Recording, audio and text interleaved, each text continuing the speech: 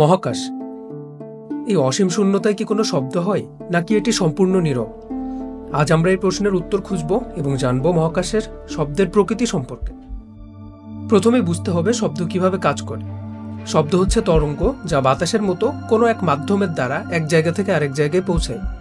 কিন্তু মহাকাশ হলো প্রায় সম্পূর্ণ শূন্য স্থান, যেখানে কোনো গ্যাস বা তরলের উপস্থিতি নেই, ফলে শব্দের ছড়িয়ে পড়ার কোনো মাধ্যমও থাকে না।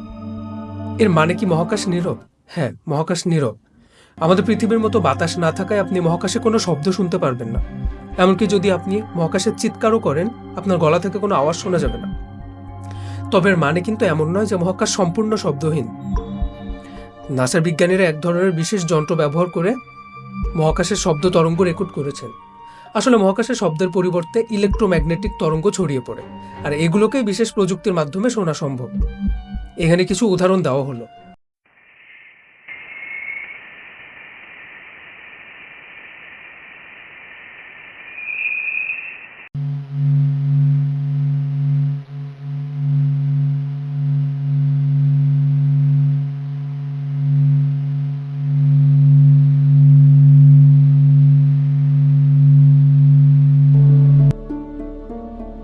পবিত্র মিরাজ সফর শেষে রাসূল সাল্লাল্লাহু আলাইহি সাল্লামকে জিজ্ঞেস করা হলো, আপনি মহাকাশে কি কি দেখেছিলেন?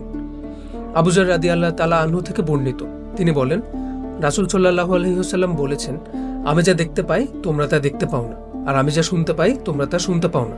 আকাশে প্রচণ্ড কাঁপুনির শব্দ হচ্ছে, সেই মহান সত্তার শপথ যার হাতে আমার প্রাণ। আসমানের মধ্যে 4 আঙ্গুল জায়গাও এমন নেই যেখানে ফেরেশতারা আল্লাহর সিজদা করছেন এবং জিকির করছেন। আহমদ, তিরমিজি ও ইবনে মাজাহ। রাসূল সাল্লাল্লাহু আলাইহি ওয়াসাল্লাম হাদিসটিতে প্রচণ্ড ঝাঁকুনির কথা বলেন। এখন একটু খেয়াল করলে দেখা যাবে মহাকাশে কাঁপুনির কথা বলা হচ্ছে। মহানবী সাল্লাল্লাহু আলাইহি ওয়াসাল্লামও 1400 বছর আগে ওই একই কথা বলে গিয়েছিলেন।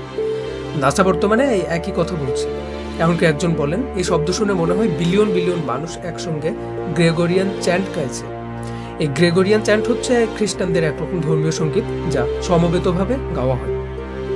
নাচা অবশ্যই শব্দের পিছনে বেশ কিছু কারণ দেখিয়েছে। কোনো শব্দ নক্ষত্রের চৌম্বক ক্ষেত্রের কারণে, আবার কোনো শব্দ প্রাচীন মহাবিশ্বের বিস্ফোরণের শব্দ। তবে এই শব্দগুলো হাদিসের সঙ্গে মোটামুটি মিলে যায়। আসলে এই শব্দগুলো ফেরেশতাদের জিকিরের শব্দ কিনা তা মহান আল্লাহ ভালো জানেন। তো এই ছিল আমাদের আজকের ভিডিও। দেখা হচ্ছে পরবর্তীতে নতুন কোনো ভিডিওতে। সেই পর্যন্ত ভালো থাকবেন, সুস্থ থাকবেন। আল্লাহ হাফেজ।